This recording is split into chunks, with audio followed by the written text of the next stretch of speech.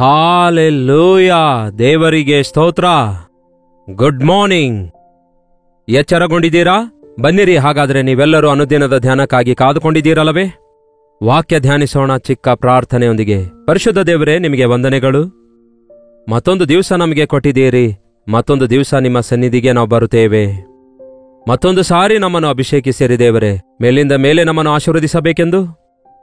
ಅನುದಿನವೂ ನೀವು ಆಶಿಸುವಂತಹ ದೇವರಾಗಿರೋದ್ರಿಂದ ಅನುದಿನವೂ ನಾವು ಸಜೀವವುಳ್ಳವರಾಗಿ ನಂಬಿಕೆಯಲ್ಲಿ ಮುಂದೆ ಸಾಗುತ್ತಿರುವುದಕ್ಕಾಗಿ ನಿಮಗೆ ಸ್ತುತಿ ಸಲ್ಲಿಸುತ್ತೇವೆ. ಈ ಸಮಯದಲ್ಲಿ ನಮ್ಮನ್ನು ಆಶೀರ್ವದಿಸಿರೆಂದು ಕ್ರಿಸ್ತನ ನಾಮದಲ್ಲಿ ಬೇಡುತ್ತೇನೆ ತಂದೆಯೇ, ಆಮೇನ್. ದೇವರಿಗೆ ಸ್ತೋತ್ರ. ಈ ದಿನ ಅನೇಕ ಸಭೆಗಳಲ್ಲಿ ಪ್ರಾರ್ಥನೆಯನ್ನು ವಿಶ್ವಾಸಿಗಳು ನಿರ್ಲಕ್ಷ್ಯ ಮಾಡುವಂಥದ್ದು ಕೂಡ ಬಹಳ ದುಃಖಕರವಾದ ವಿಷಯವಾಗಿದೆ. ವಾರಕ್ಕೆ 2 ಆವರ್ತಿ ಫರಿಸಾಯರು ಉಪವಾಸವಿದ್ದು ಪ್ರಾರ್ಥನೆ ಮಾಡ್ತಾ ಇದ್ರು.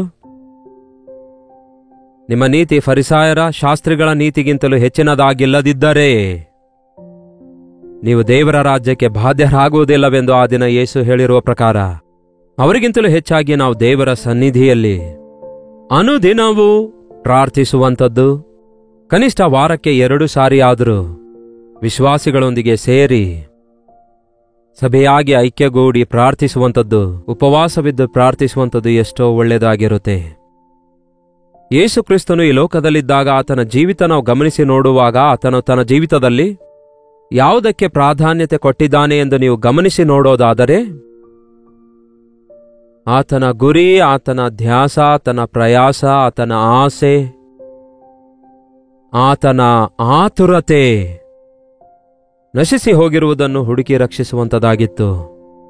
ಎಲ್ಲಿ ಯಾರ್ಯಾರು ಸೈತಾನನಿಂದ ಪೀಡಿಸಲ್ಪಡುತ್ತಿದ್ದಾರೋ ಅವರನ್ನು ಬಿಡಿಸಬೇಕು, ಕುಗ್ಗಿ ಹೋದವರನ್ನು ಮೇಲೆಕೆತ್ತಬೇಕು, ರೋಗದಿಂದ ಪೀಡಿಸಲ್ಪಡುವಂಥವರನ್ನು ಬಿಡಿಸಬೇಕು, ಸ್ವಸ್ಥಪಡಿಸಬೇಕು ಎಂದು ಹೀಗೆ ಆತನು ಉಪಕಾರಗಳನ್ನು ಮಾಡುತ್ತಿದ್ದಾನೆ ಎಂಬುದಾಗಿ ಹಳ್ಳಿ ಪಳ್ಳಿಗಳಿಗೆ ಕಾಲ್ನಡಿಗೆಯಿಂದ ತಿರುಗಾಡುತ್ತಿದ್ದಾನೆ ಎಂದು ಬೈಬಲ್ನಲ್ಲಿ ನಾವು ನೋಡುತ್ತೇವೆ. ಹಾಗಾದರೆ ಇದಕ್ಕಿಂತಲೂ ಪ್ರಾಮುಖ್ಯವಾದದ್ದು, ಆತನಿಗೆ ನೋಡಿ ನಾವು ಕಲಿತುಕೊಳ್ಳಬೇಕಾದದ್ದು ಮತ್ತು ಆತನಲ್ಲಿ ನಾವು ಗಮನಿಸಬೇಕಾದದ್ದು ಯಾವುದೆಂದರೆ ಪ್ರಾರ್ಥನೆಯ ಜೀವಿತ ಆಗಿದೆ. ಆತನು ದೇವರ ಮಗನಾದಾಗಿಯೂ ಕೂಡ ಈ ಲೋಕಕ್ಕೆ ಬಂದಾಗ ಶರೀರದಲ್ಲಿರೋದ್ರಿಂದ ಕಣ್ಣೀರಿನಿಂದಲೂ ರೋಧನೆಯಿಂದಲೂ ಪ್ರಾರ್ಥಿಸಿದನೆಂದು ದೇವರ ವಾಕ್ಯದಲ್ಲಿ ನಾವು ನೋಡ್ತೇವೆ. ಎಂದಾದರೂ ಗಮನಿಸಿದ್ದೀರಾ? ಇಬ್ರಿಯರಿಗೆ ಬರೆದ ಪತ್ರಿಕೆ 5ನೇ ಅಧ್ಯಾಯ ನೋಡೋಣ ಬನ್ನಿ. ಇಬ್ರಿಯರಿಗೆ ಬರೆದ ಪತ್ರಿಕೆ 5ನೇ ಅಧ್ಯಾಯ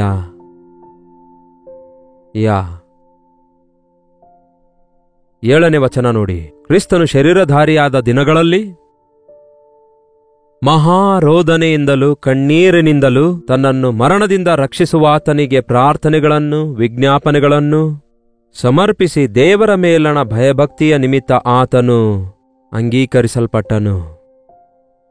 ಈ ಲೋಕದಲ್ಲಿ ಒಬ್ಬ ವ್ಯಕ್ತಿ ಜೀವಿಸುವುದಕ್ಕಾಗಿ, ಆಧ್ಯಾತ್ಮಿಕವಾಗಿ ಜೀವಿಸುವುದಕ್ಕಾಗಿ ಶರೀರಧಾರಿಯಾಗಿರುವಂತಹ ಪ್ರತಿಯೊಬ್ಬರೂ ಕೂಡ ಆಧ್ಯಾತ್ಮಿಕವಾಗಿ ನಾವು ಜಯಶಾಲಿಗಳಾಗಿರಬೇಕಾದರೆ, ಶರೀರಕ್ಕೆ ಒಳಗಾಗಲಾರದಂತೆ ಇರಬೇಕಾದರೆ, ನಾವು ದೇವರೊಂದಿಗೆ ಸಹವಾಸ ಮಾಡುವಂತಹ ಪ್ರಾರ್ಥನೆಯ ಜೀವಿತ ಹೊಂದಿಕೊಂಡಿರಬೇಕೆನ್ನುವಂಥದ್ದು ಇಲ್ಲಿ ಯೇಸು ನಮಗೆ ತೋರಿಸ್ತಿದ್ದಾರೆ.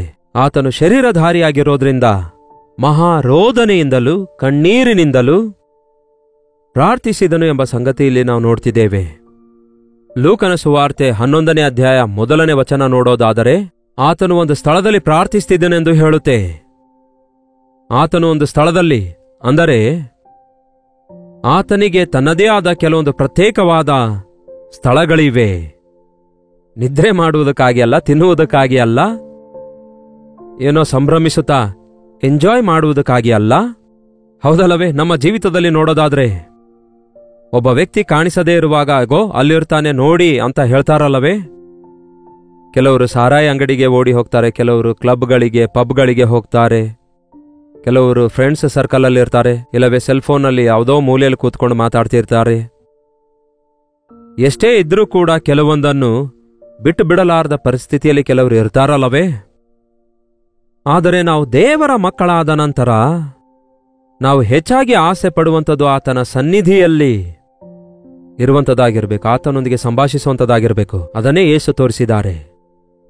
ಆತನು ಒಂದು ಪ್ರತ್ಯೇಕವಾದ ಸ್ಥಳಕ್ಕೆ ಹೋಗ್ತಾ ಇದ್ದನು, ಏಕಾಂತವಾಗಿ ಹೋಗ್ತಾ ಇದ್ದನು. ಯಾಕೆಂದರೆ ನಾವು ಪ್ರಾರ್ಥನೆ ಮಾಡುವಾಗ ನಮ್ಮ ಮನಸ್ಸು ಏಕಾಗ್ರತೆಯಿಂದಿರಬೇಕು. ಬೇಕಾದ್ರೆ ಕೆಲವರು ಯಾರಾದ್ರೂ ಬಿಸ್ನೆಸ್ ಡೀಲ್ಸ್ ಮಾಡುವಾಗ ನೋಡ್ರಿ, ಯಾರಿಗೂ ಪಕ್ಕದಲ್ಲಿರಲು ಬಿಡಲ್ಲ. 1 to 1 ಅವರು ಮಾತಾಡಿಕೊಳ್ತಾರೆ, ಬಹಳ ಸೀರಿಯಸ್ ಆಗಿ ಡಿಸ್ಕಸ್ ಮಾಡಿಕೊಳ್ತಾ ಇರ್ತಾರೆ. ನಾವು ಕೂಡ ದೇವರೊಂದಿಗೆ ಮುಖಾಮುಖಿಯಾಗಿ ಮಾತಾಡಿಕೊಳ್ಳುತ್ತಿರುವಾಗ ನಾವು ಒಂಟಿಯಾಗಿ ಒಬ್ಬಂಟಿಗರಾಗಿ ಹೋಗಿರಬೇಕಾದಂತಹ ಸ್ಥಳ ಹುಡುಕಿಕೊಳ್ಳಬೇಕು. ಅದಕ್ಕೆ ಯೇಸು ಹೇಳಿದ್ದಾರೆ, ನೀವು ಪ್ರಾರ್ಥನೆ ಮಾಡುವಾಗೆಲ್ಲ ನಿಮ್ಮ ಕೋಣೆಯೊಳಗೆ ಹೋಗಿ ಬಾಗಿಲನ್ನು ಮುಚ್ಕೊಳ್ರಿ. ಎದಕ್ಕಾಗಿ? ಬಾಗಿಲು ಮುಚ್ಕೊಳ್ರಿ, ಡಿಸ್ಟರ್ಬೆನ್ಸ್ ಆಗದಂತೆ, ಪರಧ್ಯಾನ ನಿಮ್ಗಾಗದಂತೆ, ನಿಮಗೆ ಯಾರು ಬಂದು ಅಭ್ಯಂತರ ಪಡಿಸದಂತೆ. ಒಂದು ವೇಳೆ ನೀವು ಚಿಕ್ಕ ಮನೆಯಲ್ಲಿರುವುದಾದ್ರೆ, ನಿಮಗೆ ಇರೋದೇ 1-2 ಕೋಣೆಗಳಾಗಿರೋದಾದ್ರೆ, ಮನೆಯಲ್ಲಿ ಎಲ್ಲರೂ ನಿದ್ರೆ ಮಾಡ್ತಿರುವಾಗ ನೀವು ಎದ್ದು ಪ್ರಾರ್ಥನೆ ಮಾಡಿಕೊಳ್ಳ್ರಿ. ಇನ್ನು ಮೊಬ್ಬಾಗಿರುವಾಗಲೇ, ಇನ್ನು ಎಲ್ಲರೂ ನಿದ್ದೆ ಮಾಡ್ತಿರುವಾಗಲೇ ಎದ್ದು ದೇವರಿಗೆ ಮೊರೆ ಇಡಿರಿ. ಇಲ್ಲವೇ ವರಾಂಡದಲ್ಲಿ ಹೋಗಿ ಪ್ರಾರ್ಥನೆ ಮಾಡಿರಿ, ಇಲ್ಲವೇ ಮಾಳಿಗೆ ಮೇಲೆ ಹೋಗಿ ಪ್ರಾರ್ಥನೆ ಮಾಡಿರಿ. ಒಂದು ವೇಳೆ ಹಳ್ಳಿಯೂರುಗಳಲ್ಲಿರೋದಾದರೆ ಹೊಲಗಳಿಗೆ ಹೋಗಿ ಪ್ರಾರ್ಥನೆ ಮಾಡಿಕೊಳ್ಳಿರಿ. ಸಿಟಿಯಲ್ಲಿರುವುದಾದರೆ ಒಂದು ಸೀಶೋರ್ನಲ್ಲಿರುವಂತಹ ಏಕಾಂತ ಸ್ಥಳಕ್ಕೆ ಹೋಗಿರಿ. ನಾನು ನನ್ನ ಜೀವಿತದ ಯವನ ಪ್ರಾಯದಲ್ಲಿಯೇ ಕಲಿತುಕೊಂಡಿದ್ದೇನೆ, ಒಬ್ಬಂಟಿಗನಾಗಿ ಹೋಗಿ ಸಮುದ್ರದ ತೀರದಲ್ಲಿ ಕೂತ್ಕೊಂಡು ಪ್ರಾರ್ಥಿಸುವುದನ್ನು. ಹಳ್ಳಿಗಳಲ್ಲಿ, ಗ್ರಾಮಗಳಲ್ಲಿರುವಾಗ ಬೆಳಗ್ಗೆಯೇ ಎದ್ದು ಹೊಲಗಳಿಗೆ ಹೋಗಿ ಪ್ರಾರ್ಥಿಸ್ತಿದ್ದೆ. ಅದು ಎಷ್ಟೋ ಒಳ್ಳೆಯ ಅನುಭವ ಆಗಿತ್ತು. ಎಷ್ಟೋ ಚೆನ್ನಾಗಿ ದೇವರ ಸನ್ನಿಧಿಯನ್ನು ಅನುಭವಿಸುತ್ತಾ ಇದ್ದೆ. ನಿಮ್ಮದೇ ಆದ ಒಂದು ಪ್ರಾರ್ಥನೆಯ ಸ್ಥಳ ಇದೆಯಾ?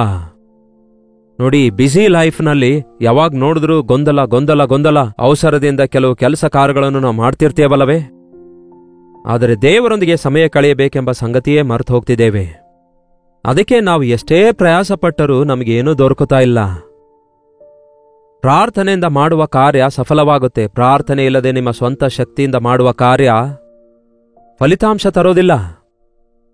ನೀವು ಎಷ್ಟೇ ಪ್ರಯಾಸ ಪಟ್ಟಿದ್ದಾಗಿಯೂ. ಆ ದಿನ ಪೇತ್ರ ಹೇಳ್ತಾನಲ್ಲವೇ, ರಾತ್ರಿ ಇಡೀ ಪ್ರಯಾಸ ಪಟ್ಟರು ಒಂದು ಮೀನು ಸಿಗ್ಲಿಲ್ಲ ಅನ್ನುತ್ತಾನಲ್ಲವೇ? ಹಾಗೆಯೇ ಕೆಲವರು ಹೇಳ್ತಾರೆ, ನಾವು ಬದುಕಿನಲ್ಲಿ ಎಷ್ಟೋ ಪ್ರಯಾಸ ಪಟ್ಟರು ಏನೂ ಸಾಧಿಸ್ಲಿಕ್ಕಾಗ್ತಾ ಇಲ್ಲ ಅನ್ನುತ್ತಾರೆ. ಆದರೆ ಪೇತ್ರನು ನಿನ್ನ ಮಾತಿನ ಮೇರೆಗೆ ಬಲೆ ಹಾಕುತ್ತೇನೆ ಅಂದಾಗ ಅದ್ಭುತ ನೋಡುತ್ತಾನೆ. ಹಾಗೆಯೇ ನಾವು ಕೂಡ ದೇವರ ಮಾತನ್ನು ಒಬ್ಬಂಟಿಗರಾಗಿರುವಾಗ ನಾವು ಕೇಳಬಲ್ಲೆವು.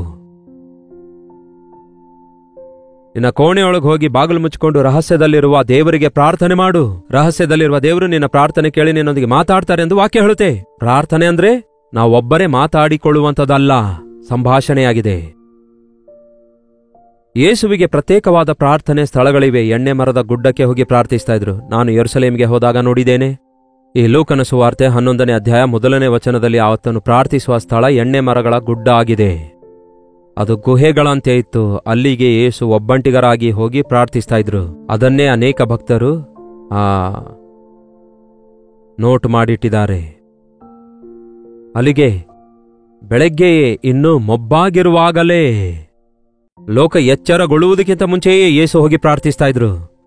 ಲೋಕ ಎಚ್ಚರಗೊಂಡ್ರೆ ಇನ್ನಷ್ಟೇ ಎಲ್ಲ ಗೊಂದಲವಾಗಿರುತ್ತೆ ಅಲ್ಲವೇ? ಶಬ್ದಗಳು, ಕೆಲಸಗಳು, ಗೊಂದಲಗಳು, ಅಡಾವುಡಿ ಎಲ್ಲ ಇರುತ್ತೆ. ಅದಕ್ಕೆ ಇನ್ನು ಮೊಬ್ಬಾಗಿರುವಾಗಲೇ ಎದ್ದು ಪ್ರಾರ್ಥಿಸುವುದನ್ನು ಅಭ್ಯಾಸಿಸಿಕೊಳ್ಳಿರಿ. ಹೇಳ್ತಿದ್ದೀರಾ? ನಿಮಗೆ ಹೇಳ್ತಿದ್ದೇನೆ. ಒಂದು ವೇಳೆ ನೀವು ಇತರ ದೇಶದಲ್ಲಿದ್ದವರಾಗಿ ಇದು ಸಾಯಂಕಾಲ ವೇಳೆಯಲ್ಲಿ ಕೇಳ್ತಾ ಇರೋದಾದರೆ, ಇಲ್ಲವೇ ರಾತ್ರಿ ವೇಳೆಯಲ್ಲಿ ಕೆಲಸಗಳೆಲ್ಲ ಮುಗಿಸಿಕೊಂಡು ಬಂದು ಒಬ್ಬಂಟಿಗರಾಗಿ ಪ್ರಾರ್ಥನೆ ಮಾಡಿರಿ. ಕೆಲವೊಂದು ದೈವ ಸೇವಕರು ಮಧ್ಯರಾತ್ರಿಯಲ್ಲಿ ಎದ್ದು ಪ್ರಾರ್ಥನೆ ಮಾಡಿ ಮತ್ತೆ ಮಲಗಿಕೊಳ್ತಾ ಇದ್ರಂತೆ. ನೀವು ಎಷ್ಟು ಹೊತ್ತು ಯಾವ ಸಮಯದಲ್ಲಿ ಎಲ್ಲಿ ಮಾಡ್ತಾ ಇದ್ದೀರಿ ಎನ್ನುವುದಕ್ಕಿಂತಲೂ ನಿಮ್ಮ ಪ್ರಾರ್ಥನೆ ದೇವರ ಸನ್ನಿಧಿಯಲ್ಲಿ ಕೇಳಲ್ಪಡುತ್ತಾ ಇದೆಯಾ, ದೇವರ ಉತ್ತರ ಹೊಂದಿಕೊಳ್ತಾ ಇದ್ದೀರೋ ಇಲ್ಲವೋ ಎನ್ನುವಂಥದ್ದು ಬಹಳ ಪ್ರಾಮುಖ್ಯವಾಗಿದೆ. ಇಲ್ಲಿ ಆತನು ಪ್ರಾರ್ಥನೆ ಮಾಡಿಕೊಳ್ತಿದ್ದಾನೆ. ಯೇಸು ಗೆತ್ಸೆಮನೆ ತೋಟಕ್ಕೆ ಹೋಗಿ ಪ್ರಾರ್ಥನೆ ಮಾಡ್ತಾ ಇದ್ರು. ರಾತ್ರಿ ಇಡೀ ಪ್ರಾರ್ಥನೆಯಲ್ಲಿ ಕಳೆಯುತ್ತಾ ಇದ್ರು. ಗೆತ್ಸೆಮನೆ ತೋಟ ಇವತ್ತಿಗೂ ಕೂಡ ಇದೆ. ಯೆರೂಸಲೇಮಿಗೆ ಹೋಗಿ ನೋಡಿದ್ರೆ ಗೊತ್ತಾಗತ್ತೆ. ಆ ಒಲಿವ ಮರಗಳ ಗುಡ್ಡದ ಮಧ್ಯದಲ್ಲಿ ಕೂತ್ಕೊಂಡು ಒಬ್ಬಂಟಿಗನಾಗಿ ಪ್ರಾರ್ಥಿಸ್ತಾ ಇದ್ರು. ಆ ದಿನ ಯೇಸು ಹಿಡಿದುಕೊಡಲ್ಪಟ್ಟ ರಾತ್ರಿ ವೇಳೆಯಲ್ಲಿ ಆತನು ಮತ್ತಷ್ಟು ವೇದನೆಯಿಂದ ಪ್ರಾರ್ಥಿಸಿರುವಂತೆ ನೋಡ್ತೇವೆ. ನೋಡಿ, ಪ್ರಾರ್ಥನೆ ಅಂದ್ರೆ ನಮ್ಮನ್ನೇ ನಾವು ಒಪ್ಪಿಸಿಕೊಡುವಂಥದ್ದಾಗಿದೆ. ಪ್ರಾರ್ಥನೆ ಅಂದ್ರೆ ನಮ್ಮನ್ನೇ ನಾವು ಜಜ್ಜಿ ಹಾಕಿಕೊಳ್ಳುವಂಥದ್ದಾಗಿದೆ. ಪ್ರಾರ್ಥನೆ ಅಂದರೆ ನಮ್ಮನ್ನೇ ನಾವು ಡೆಡಿಕೇಟ್ ಮಾಡಿಕೊಳ್ಳುವಂಥದ್ದಾಗಿದೆ. ವಿಶ್ವಾಸಿಗಳಿಗೋಸ್ಕರ ಪ್ರಾರ್ಥಿಸುವುದಂದರೆ ಪ್ರಾರ್ಥಿಸುವಾಗ ನಾವು ಇತರರ ಭಾರ ಹೊರುವಂಥವರಾಗಿರುತ್ತೇವೆ. ವಿಜ್ಞಾಪನೆ ಪ್ರಾರ್ಥನೆ ಅನ್ನುತ್ತೇವಲ್ಲವೇ? ಯಾವಾಗ ನೋಡಿದ್ರೂ ನಾವು ನಮಗೋಸ್ಕರ ಪ್ರಾರ್ಥನೆ ಮಾಡಿಕೊಳ್ಳಬಾರದು. ನಾವು ರಕ್ಷಿಸಲ್ಪಟ್ಟ ನಂತರ, ವಿಶ್ವಾಸಿಗಳಾದ ನಂತರ ನಿಮ್ಮ ಜವಾಬ್ದಾರಿಕೆ ನಿಮ್ಮ ಮನೆಯಲ್ಲಿರುವವರೆಲ್ಲರಿಗೋಸ್ಕರ, ಇಲ್ಲವೇ ಕ್ರೈಸ್ತರಾಗಿ ನಾವು ಎಲ್ಲಾ ಜನರಿಗಾಗಿ ಪ್ರಾರ್ಥಿಸಬೇಕೆಂದು ಬೈಬಲ್ ಹೇಳುತ್ತದೆ. ನಿಮ್ಮ ಅಧಿಕಾರಿಗಳಿಗಾಗಿ ಪ್ರಾರ್ಥಿಸಿರಿ ಎಂದು ದೇವರ ವಾಕ್ಯ ಹೇಳುತ್ತೆ. ಹೇಗಿದೆ ನಿಮ್ಮ ಪ್ರಾರ್ಥನೆ ಜೀವಿತ? ನಮಗೆ ಬೇಕಾಗಿರುವ ಯಾವುದೋ ಒಂದು ಲಿಸ್ಟ್ ಅನ್ನು ತಗೊಂಡೋಗಿ ದೇವರಿಗೆ ಹೇಳ್ಕೊಂಡು, ದೇವರೇ ಅದು ಬೇಕು ಇದು ಬೇಕು ಅಂತ ಹೇಳಿದ ನಂತರ ಆಮೇನ್ ಅನ್ನುವ ರೀತಿಯಲ್ಲಿದೆಯೋ? ಇಲ್ಲವೇ ನಿಮ್ಮ ಪ್ರಾರ್ಥನೆ ನಿಮ್ಮ ಮನಸ್ಸು ದೇವರ ಮನಸ್ಸಿನೊಂದಿಗೆ ಬೆರೆತುಕೊಳ್ಳುವ ಹಾಗೆ, ದೇವರ ಆಲೋಚನೆಯಿಂದ ನಿಮ್ಮ ಹೃದಯ ತುಂಬಲ್ಪಡುವ ಹಾಗೆ, ನಿಮ್ಮಲ್ಲಿರುವ ಆಲೋಚನೆಗಳೆಲ್ಲ ಫಿಲ್ಟರ್ ಆಗಿ ಬೇರ್ಪಟ್ಟವುಗಳಾಗಿ, ಅಂದರೆ ದೇವರಿಗಿಷ್ಟವಿಲ್ಲದ ಆಲೋಚನೆಗಳನ್ನೆಲ್ಲ ಡ್ರಾಪ್ ಮಾಡಿ ಬಿಟ್ಟು ದೇವರ ಯೋಚನೆಗಳಿಂದ ಹೃದಯ ತುಂಬಿಕೊಳ್ಳುವುದೇ ಪ್ರಾರ್ಥನೆಯಾಗಿದೆ. ಅದಕ್ಕೆ ಪ್ರಾರ್ಥನೆ ಆದ ನಂತರ ನಮ್ಮ ಆಯಾಸವೆಲ್ಲ ತೀರಿ ಹೋಗುತ್ತೆ. ನೋಡಿ, ಈ ರೀತಿಯಾಗಿ ಪ್ರಾರ್ಥನೆ ಮಾಡಿ ಮುಗಿಸಿದ ವ್ಯಕ್ತಿ ಉಲ್ಲಾಸಕರವಾಗಿರುತ್ತಾನೆ, ಬಹಳ ಫ್ರೆಶ್ ಆಗಿರುತ್ತಾನೆ. ನಿಮ್ಮಲ್ಲಿ ಎಷ್ಟು ಜನರಿಗೆ ಅಂತಹ ಅನುಭವ ಇದೆ ಎಂದು ನನಗೆ ಗೊತ್ತಿಲ್ಲ. ಆದರೆ ಅಳುತ್ತಲೇ ಪ್ರಾರ್ಥಿಸುತ್ತಾ ಅಳುತ್ತಲೇ ಆಮೇನಂತ ಹೇಳಿ ಅಳುತ್ತಲೇ ಇರುವುದಾದರೆ ನಿಮ್ಮ ಪ್ರಾರ್ಥನೆ ಪರಲೋಕಕ್ಕೆ ಸೇರುವುದಿಲ್ಲ ಪ್ರಿಯರೇ. ಹನ್ನಳು ಅಳುತ್ತಾಳೆ ಅಳ್ತಾಳೆ ಅಳ್ತಾಳೆ, ನೀರನ್ನೋ ಎಂಬಂತೆ ದೇವರ ಸನ್ನಿಧಿಯಲ್ಲಿ ತನ್ನ ಹೃದಯವನ್ನೇ ಹೊಯ್ದುಕೊಳ್ತಾಳೆ, ದೇವರಿಂದ ಉತ್ತರ ಪಡೆದುಕೊಳ್ಳುತ್ತಾಳೆ. ಬೈಬಲ್ ಹೇಳ್ತದೆ, ಅಂದಿನಿಂದ ಆಕೆ ದುಃಖ ಪಡುವುದನ್ನು ಬಿಟ್ಟು ಬಿಡುತ್ತಾಳೆ ಎಂದು. ಪ್ರಾರ್ಥನೆ ನಮ್ಮ ಹೃದಯವನ್ನು ಹಗುರಗೊಳಿಸುತ್ತದೆ, ಸಂತೋಷಪಡಿಸುತ್ತದೆ, ನಂಬಿಕೆಯನ್ನು ಅಭಿವೃದ್ಧಿಗೊಳಿಸುತ್ತದೆ. ಒಬ್ಬಂಟಿಗರಾಗಿ ದೇವರ ಸನ್ನಿಧಿಯಲ್ಲಿ ಪ್ರಾರ್ಥಿಸುವುದನ್ನು ಅಭ್ಯಾಸ ಮಾಡಿಕೊಳ್ಳಿರಿ. ಎಷ್ಟು ಸಮಯದವರೆಗೂ ಪ್ರಾರ್ಥಿಸಿರೆಂದು ಹೇಳ್ತಾ ಇಲ್ಲ, ನೀವು ಪ್ರಾರಂಭಿಸಿರಿ. ಕನಿಷ್ಠ 10 ನಿಮಿಷದಿಂದ ಪ್ರಾರಂಭಿಸಿ. ಪ್ರಾರ್ಥನೆಯೇ ಪ್ರಾರ್ಥನೆಯನ್ನು ಹುಟ್ಟಿಸುತ್ತೆ ಪ್ರಿಯರೇ. ನಾವು ಪ್ರಾರ್ಥಿಸುವಾಗಲೇ ಪರಿಶುದ್ಧಾತ್ಮ ದೇವರು ಆಳವಾಗಿ ನಡೆಸುತ್ತಾರೆ. ನಮಗೆ ಗೊತ್ತಿಲ್ಲ ಹೇಗೆ ಪ್ರಾರ್ಥಿಸಬೇಕೆಂದು. ರಿಪೀಟೆಡ್ ಮಾತುಗಳಿಂದ ನಾವು ಪ್ರಾರ್ಥನೆ ಪ್ರಾರಂಭಿಸಿದ್ರೂ ಕೂಡ ನಿಮಗೆ ದೇವರೊಂದಿಗೆ ಮಾತಾಡಬೇಕೆಂಬ ಆಳವಾದ ಆಸೆ ಇರೋದಾದರೆ ನಿಮ್ಮ ಪ್ರಾರ್ಥನೆಯ ಜೀವಿತವು ಮುಂದುವರಿಯುವ ಹಾಗೆ ಪರಿಶುದ್ಧಾತ್ಮ ದೇವರು ಉಚ್ಚರಿಸಲ ಶಕ್ಯವಾದ ನರಳಾಟದೊಂದಿಗೆ ನಮ್ಮ ಪಕ್ಷದಲ್ಲಿದ್ದುಕೊಂಡು ಮೊರೆಯಿಡುತ್ತಾರೆ ಎಂದು, ಅನೇಕ ಪ್ರಾರ್ಥನಾಂಶಗಳನ್ನು ನಮಗೆ ಜ್ಞಾಪಕಗೊಳಿಸುತ್ತಾರೆಂದು, ಅನೇಕರಿಗೋಸ್ಕರ ನಾವು ವಿಜ್ಞಾಪನೆ ಮಾಡುವ ಹಾಗೆ ನಿಮ್ಮ ಮುಖಾಂತರ ಪರಿಶುದ್ಧಾತ್ಮ ದೇವರು ಕ್ರಿಯೆ ನಡೆಸುತ್ತಾರೆ, ಪ್ರಾರ್ಥನೆ ಕಲಿಸಿಕೊಡುತ್ತಾರೆ. ಇಲ್ಲಿ ನಾವು ನೋಡ್ತೇವೆ, ಯೇಸು ಕ್ರಿಸ್ತನು ತನ್ನ ಶಿಷ್ಯರು ಬಂದಾಗ, ಯೇಸುವನ್ನು ಅಲ್ಲಿ ಕಂಡುಕೊಂಡಾಗ, ಯೇಸುವೆ ಇಷ್ಟೊತ್ತು ನೀನು ಪ್ರಾರ್ಥಿಸ್ತೀಯಾ ಅನ್ನುತ್ತಾರೆ. ನಮಗಷ್ಟೊತ್ತು ಮಾಡ್ಲಿಕ್ಕಾಗ್ತಾ ಇಲ್ಲ. ಪ್ರಾರ್ಥನೆ ಅಂದ್ರೆ ಸಾಕು ನಿದ್ದೆ ಬರುತ್ತೆ. ಇದೇ ಅಲ್ಲವೇ ಬಹಳ ಜನ ಹೇಳೋದು, ಪ್ರಾರ್ಥನೆ ಅಂದ್ರೆ ನಿದ್ರೆ ಬರುತ್ತೆ, ಪ್ರಾರ್ಥನೆ ಅಂದ್ರೆ ಬೇಸರ, ಪ್ರಾರ್ಥನೆ ಅಂದ್ರೆ ಭಯ, ದುರಾತ್ಮಗಳಿದ್ರೆ ಇನ್ನಷ್ಟೇ, ಪ್ರಾರ್ಥನೆ ಅಂದ್ರೆ ಇಷ್ಟ ಇಲ್ಲ. ಮತ್ತೆ ನೀನೇನು ಯೇಸುವೆ ಇಷ್ಟೊಂದು ಹೊತ್ತು ನೀನು ಪ್ರಾರ್ಥಿಸುತ್ತೀಯಲ್ಲವೇ, ನಮಗೆ ಪ್ರಾರ್ಥನೆ ಮಾಡುವುದನ್ನು ಕಲಿಸು ಎಂದು ಕೇಳಿದಾಗ, ಹೌದು, ನಮಗೇನಾದರೂ ಬರದೇ ಇರುವಾಗ, ಇಲ್ಲವೇ ಯಾವುದೇ ನಮಗೊಂದು ವೇಳೆ ಮಾಡಲು ಬರದೇ ಇರುವಾಗ, ನಮಗೆ ಬರೋದಿಲ್ಲ ಎಂದು ಹೇಳಿ ಕೈ ಕಟ್ಕೊಂಡು ಕೂತ್ಕೊಂಡ್ರೆ ಏನಾದರೂ ಸಾಧಿಸ್ಲಿಕ್ಕಾಗುತ್ತಾ? ಹೌದಲ್ಲವೇ? ಹುಟ್ಟಿದಾಗ ನಮಗೇನು ಬಂದಿತ್ತು ಹೇಳ್ರಿ? ನಡೆಯೋದು ಬಂತೋ, ಮಾತಾಡೋದು ಬಂತೋ, ತಿನ್ನೋದು ಬಂತೋ? ಹೌದಲ್ಲ? ನಾವು ಬೆಳೆಯುತ್ತಿರುವ ಹಾಗೆ ಸೈಕಲ್ ತುಳಿಯುತ್ತೇವೆ, ಬೈಕ್ ಓಡಿಸುತ್ತೇವೆ, ಇಂತಹ ಎಲ್ಲ ಕಾರ್ಯ ಕಲಿತುಕೊಳ್ಳುತ್ತೇವೆ. ಅಮ್ಮ ಕಲಿಸುತ್ತಾಳೆ, ತಂದೆ ಕಲಿಸುತ್ತಾನೆ, ಗುರು ಕಲಿಸುತ್ತಾರೆ. ನಮ್ಮ ಪರಮ ಗುರು ಆಧ್ಯಾತ್ಮಿಕವಾಗಿ ನಾವು ಅಭಿವೃದ್ಧಿಯಾಗುವ ಹಾಗೆ ಆಧ್ಯಾತ್ಮಿಕ ಜೀವಿತಕ್ಕೆ ಅವಶ್ಯಕವಾಗಿರುವಂತಹ ವ್ಯಾಯಾಮವನ್ನು ಸೈತಾನನನ್ನು ಎದುರಿಸುವುದಕ್ಕಾಗಿ, ನಂಬಿಕೆಯಿಂದ ಹೋರಾಡಿ ಜಯಿಸುವುದಕ್ಕಾಗಿ, ಪ್ರಾರ್ಥನೆಯಲ್ಲಿ ವಿಜ್ಞಾಪನೆ ಮಾಡುವುದಕ್ಕಾಗಿ ಪರಿಶುದ್ಧಾತ್ಮನನ್ನು ದೇವರು ನಮಗೆ ಅನುಗ್ರಹಿಸಿದ್ದಾರೆ. ನೀವು ಕೋರಿಕೊಳ್ಳಬೇಕು, ದೇವರೇ ನನ್ನನ್ನು ನಡೆಸು, ನನಗೆ ಕಲಿಸಿಕೊಡು ಎಂದು. ನಿಮ್ಮ ಆತ್ಮದಿಂದ ನನ್ನನ್ನು ತುಂಬಿಸಿರಿ ಎಂದು ನಾವು ಮೊರೆ ಇಡುವ ದಿನದಲ್ಲಿ ಪ್ರಾರ್ಥನೆಯಲ್ಲಿ ನಾವು ಆಳವಾಗಿ ಬೆಳೆಯುತ್ತೇವೆ. ಅಂದರೆ ಪರಲೋಕವನ್ನು ಭೂಲೋಕವನ್ನು ಜೋಡಿಸುವವರಾಗಿರ್ತೇವೆ. ಹೌದು, ಪ್ರಾರ್ಥನೆ ಭೂಲೋಕಕ್ಕೆ ಮತ್ತು ಪರಲೋಕಕ್ಕೆ ಕನೆಕ್ಟ್ ಮಾಡುವ ಒಂದು ಕನೆಕ್ಟರ್ ಆಗಿದೆ. ಇಲ್ಲಿ ಪ್ರಾರ್ಥಿಸಿದರೆ ಅಲ್ಲಿ ಕೇಳಿಸುತ್ತೆ, ಅಲ್ಲಿನ ಉತ್ತರ ಇಲ್ಲಿಗೆ ಬರುತ್ತೆ. ಹೌದು, ನಂಬಿಕೆ ಜೀವಿತದಲ್ಲಿ ಮುಂದೆ ಸಾಗುವಾಗ ಇಂತಹ ಆಧ್ಯಾತ್ಮಿಕ ಪಾಠಗಳನ್ನು ಕಲಿಯೋಣ. ಮುಖ್ಯವಾಗಿ ಪ್ರಾರ್ಥನೆಯ ಜೀವಿತ ಅಳವಡಿಸಿಕೊಳ್ಳೋಣ. ಈ ದಿನದಿಂದ ಒಂದು ವಿಶೇಷವಾದ ಸಮಯವನ್ನು ಒಂದು ವಿಶೇಷವಾದ ಸ್ಥಳವನ್ನು ನೀವು ನೇಮಿಸಿಕೊಳ್ಳಿರಿ. ಯಾವುದೇ ಆಟಂಕ ಅಭ್ಯಂತರ ಬಂದರೂ ಕೂಡ ಅವುಗಳನ್ನು ಜಯಿಸುವ ಹಾಗೆ ಒಂದು ತೀರ್ಮಾನ ತೆಗೆದುಕೊಂಡು ಕರ್ತನ ಸನ್ನಿಧಿಯಲ್ಲಿ ಕೂತ್ಕೊಂಡು ಪ್ರಾರ್ಥಿಸಿ ನೋಡಿರಿ. ಎಂಥ ಅದ್ಭುತ ನಿಮ್ಮ ಜೀವಿತದಲ್ಲಿ ನಡೆಯುತ್ತವೆ ಎಂದು ನೀವೇ ಸಾಕ್ಷಿ ಕೊಡ್ತೀರಿ. ಬನ್ನಿ ಪ್ರಾರ್ಥಿಸೋಣ. ಪರಿಶುದ್ಧ ದೇವರೇ, ಪ್ರೀತಿಯುಳ್ಳ ತಂದೆಯೇ, ನಮಗೆ ಪ್ರಾರ್ಥಿಸುವುದನ್ನು ಕಲಿಸಿಕೊಡಿರಿ.